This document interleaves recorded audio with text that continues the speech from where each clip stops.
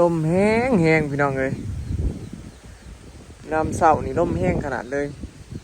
เย็นสิเป็นยามแรงเนาะสบายดีเด้อพี่น้องสบายดีบ่สุขุทุกคนเนาะสบายดียามเช้าพี่น้องมื้อนี้ก็มาเกลือหมูอีกมื้อพี่น้องเมื่อยสำใดก็ต้องมาเกลือหมู ต้องมาเกลือลูกๆพี่น้องเดี๋ยวสิพามาเบิ่งลูกหมูน้อยนะเมื่อวานนี้บ่ให้ฉีดธาตุเหล็กให้เนาะแต่ก็ใหญ่สำใดแล้วพี่น้องอัปเดตให้เบิ่งเนาะ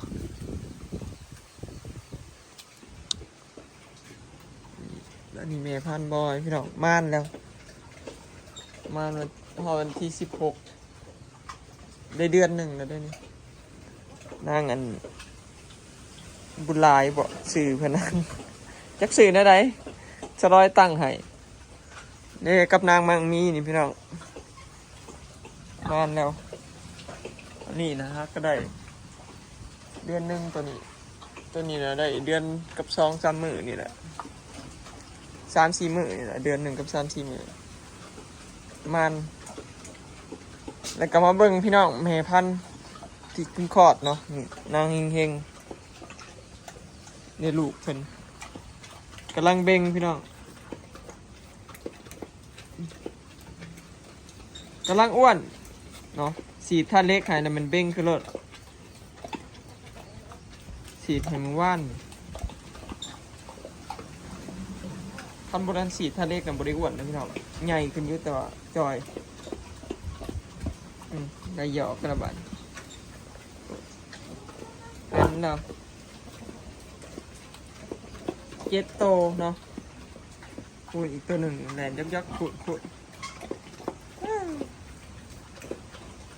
เพิ่นคักพี่น้องปล่อยอยู่น้ำแม่เนาะบ่ให้เฝ้าแต่2-3 มื้อนี่เฝ้าแต่2 มื้อเพิ่นหันแล้วกับปะหมูรอบนี้มันมีแต่โตแข็งแห้งพี่น้องเลยบ่ได้ยากกับมันปานใดบ่ได้ยากเฝ้า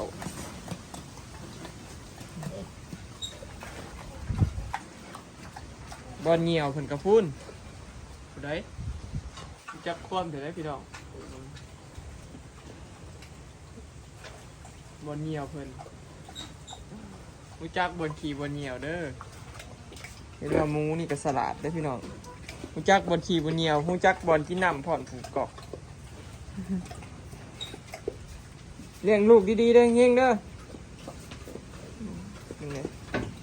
ใหญ่ขึ้นอยู่บ่พี่น้อง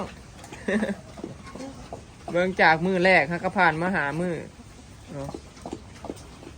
5 มื้อ 6 มื้อใหญ่ไว้บ่มันเสมอกันอยู่พี่น้องเนาะถือว่าเสมอกันอยู่เด้งามหมูสุดนี่ถ้าแม่นคุ้นกับน้ำหนักคือสิได้ดีเพราะเป็นแม่พันธุ์2 สายลูก2 สายว่าซะพี่น้องชมกับพ่อพันธุ์เลือดร้อยออกมา2 สายคือเก่ายังอีกประมาณมื้ออื่นมื้อฮื้อกับจังสิต้อนทำเป็นพี่น้องต้อนเนาะเห็นบ่คำบ่ต้อนแล้วก็เห็นบ่นั่นเป็นยังเขาจากตอนนั่นแหละคำบ่ต้อนแล้วก็ขึ้นขี่ขึ้นโคม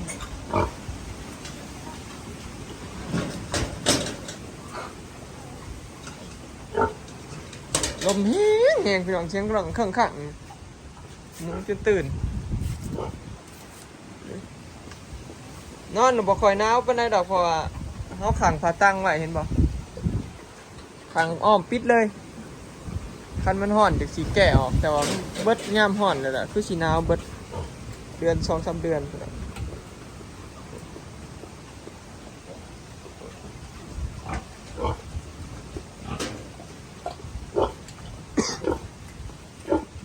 คือสิใหญ่ไว้เนาะบ่ว่าสิคุ้นไว้พี่น้องคิดเบิ่งแล้วว่าสิคุ้นเนาะเพราะราคาหมูน้อยตอนนี้1,700หา 2,000 บาทเนาะถ้าตัวใหญ่ก็ 2,000 ถ้าตัวน้อยก็ 1,700 พี่น้องถ้าใหญ่งามก็ 2,000 เนาะก็ถือว่ายังแพงอยู่นะ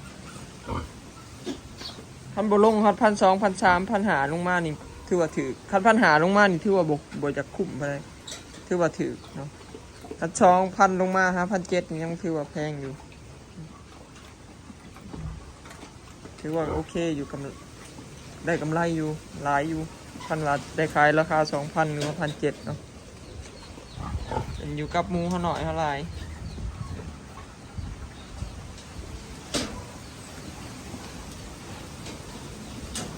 พอคอกตัวชุดแล้วก็กำลังสีออกเลยพี่น้องมาเบิ่งทางด้านแม่พันธุ์ทางนี้พี่น้องกับหมูขุนนี่นางมิตังนี่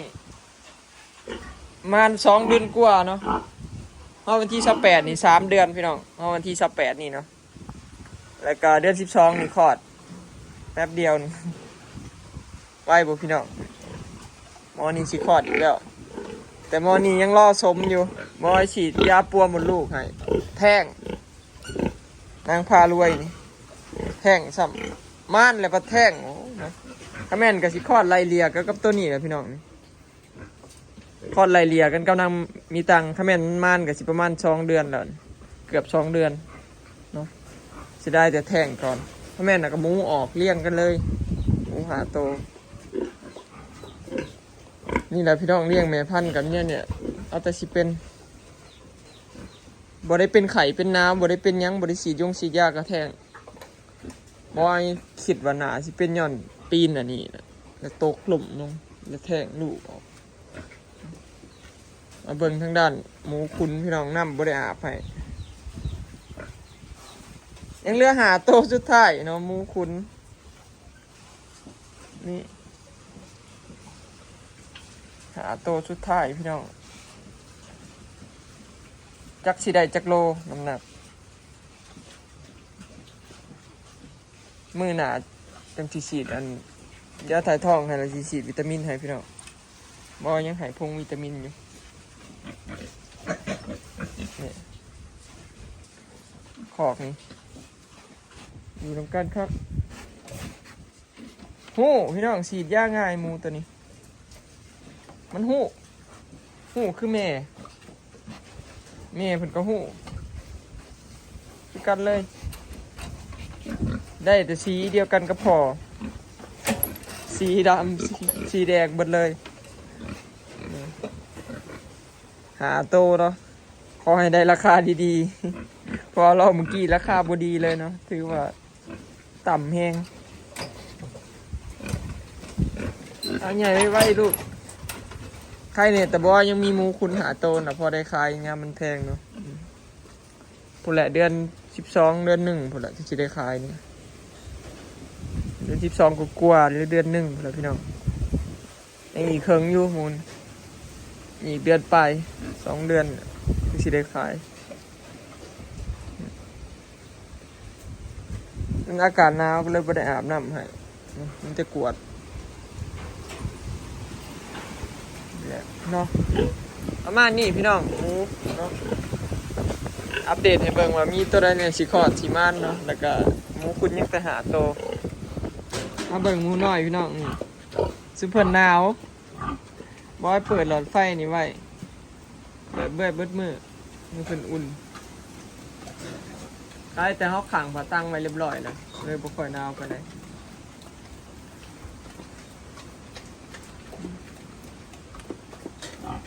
ใช่แต่หมูตัวนี้มันเลี้ยงลูกดีอยู่พี่น้องมันแพงลูกมันอยู่แบบว่ามันบ่ค่อยเหยียบลูกมันเลยแบบหูจักนอนว่าซะหูจักเลี้ยงลูก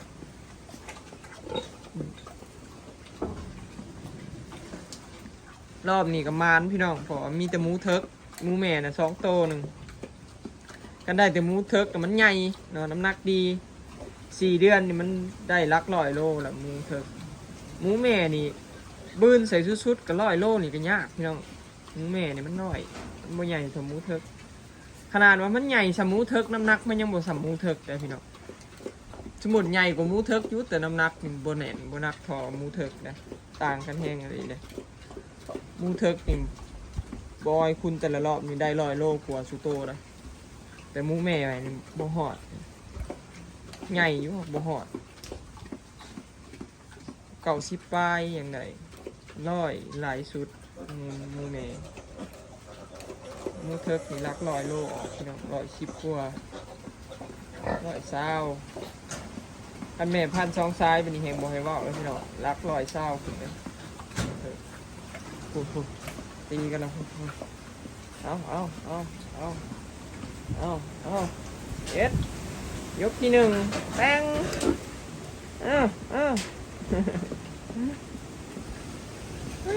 หันกันหนาดพอได้แย่งพี่น้องเอ้ยเลี้ยงยังก็ได้เลี้ยงยังก็พอได้แย่งได้เบิ้งเนาะบอยก็หมักเนี่ยพี่น้องหมักเลี้ยงสัตว์เนาะหมักเลี้ยงหมูเลี้ยงม้าหมักเลี้ยงเนี่ยพี่น้องบอยเป็นคนหมักเลี้ยงสัตว์เลยเลี้ยงปูเลี้ยงปลาอย่างสินะบอยหมักเลยบอยน่ะหมักแนวนี้พี่น้องคือว่าคันอาชีพได้ที่เฮาบ่หมักก็คือเฮ็ดบ่ได้ดอกคันเฮ็ดแลนน้ำเงินแบบคุมายก็คืออาชีพได้ที่แบบว่าได้เงินแล้วไปเฮ็ดคือเขานั่นบ่รอดดอกพี่น้องเนาะคันเราเฮ็ดด้วยใจหมักน่ะจังไดก็ไปรอดเพราะว่าคันเฮ็ดเป็นธุรกิจนั่นอยากได้แต่กำไรเด้อยากได้แต่เงินว่าซะพี่น้องคันไผเฮ็ดแบบธุรกิจตามที่คนว่าอันนั้นนี่ดีอยากได้แต่กำไรก็เลยกลายเป็นบ่ได้เงินเลยบ่ได้คิดแบบว่าลุกลิบกระยามันนะนี่แหละพี่น้องความสุขก็ได้เมื่อยสำใดขี้ข้านสำใดก็ต้องได้มาเกลือหมูเพราะหมูกินทุกมื้อ ตลกป่ะพี่น้อง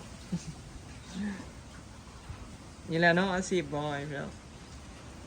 อาชีพไผอาชีพมันคือว่าแหละมีไผเฮ็ดเก่งทุกด้านหรอก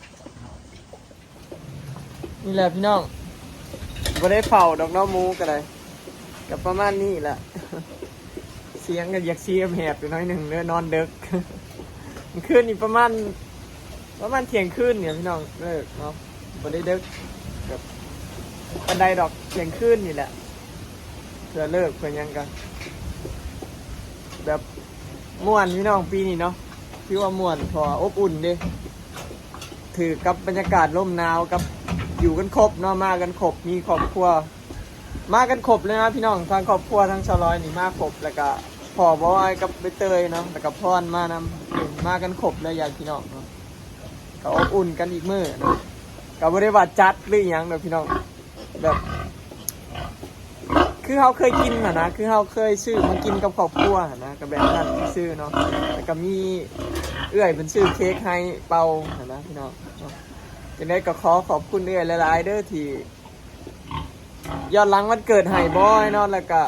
ซื้อเค้กให้เนาะแล้วก็ขอบคุณ FC ทุกคนเนาะที่อวยพรให้บอยพี่น้องบอยมีความสุขแฮงนะปีนี้แบบ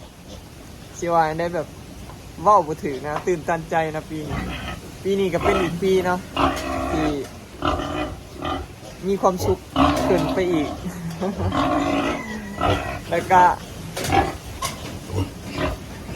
จักเชื่อในพี่น้องดีใจ แบบเฮาแบบเฮ็ดเวียกเฮ็ดงานหนักนะแบบทำงานทุกวันนะพี่น้องเนาะแบบบอยบ่ได้เฮ็ดงานประจำแต่ว่าบอยก็มีเวียกมีงานเฮ็ดประจำเลยแบบมีความสุขอีกแบบนึงเนาะแต่ว่าบอยก็บ่ได้พักกันพี่น้องทำงานแต่ละมื้อก็แทบบ่มีเวลาว่างแล้วก็บ่ได้มีเวลานั่งเล่นนั่งหยังดอกแบบแต่ละมื้อมีแต่เวียกเนาะแล้วก็เดี๋ยวแล้วเวียกนี่ก็ยังสิไปเวียกต่อเลยพี่น้องยังสิไปชวนพุ่นให้อีแม่อีกไปแก่พุ่นให้เพิ่นอยู่พุ่นหน้าหลุมหน้าเขาลงไปอะไรไปชวนพุ่นให้เพิ่นสิมาปลูกไอ้ข้าวโพดเนาะปลูกข้าวโพดแล้วก็ปลูกพักปลูกหญ้าเพิ่นนั่นแหละเนาะมื้อแหละสิไปชวนกับสลอยจากสิแก่สิรถมาเนาะนี่แหละพี่น้องอยู่บ้านนอกเท่ากับบ่มีเวียกงานเฮ็ดนะบ่มีงานทำบ่มีงานประจำก็อาศัยความดุเจ้าของแล้วก็อาศัยความดุล้วนๆพี่น้องเนาะเพราะคันเฮาบ่หาเงินหรือว่าเฮาบ่ใส่ความดุเฮาก็คือสิบ่มีกินเลยเพราะว่าทุกอย่างมันก็ได้ซื้อเนาะพี่น้องอาหารก็กินตามฤดูกาลไปเนาะดีแต่บ้านเฮาก็คือแบบกับข้าวกับน้ำก็หากินตามฤดูกาลพี่น้องเนาะยามใดบ่ได้หาจังได้ซื้อจังซี่นะเนาะเอากับแบบใช้ชีวิตตามนี้ไปเนาะใครอยู่พี่น้อง ใกล้ชิฮอตปีใหม่อีกแล้วเนาะโอเคเนาะพี่น้องคลิปนี้ก็สิขอเก็บภาพบรรยากาศที่สันนี้เด้อเนาะไปแล้วสบายดีขอบใจ FC เป็นผู้ทุกคนเด้อเนาะที่อวยพรย้อนหลังมันเกิดให้บอยแล้วก็ที่ติดตามแล้วก็เป็นกำลังใจให้บอยตลอดมาเนาะพี่น้องบอยดีใจแฮง ไปแล้วพี่น้องสบายดี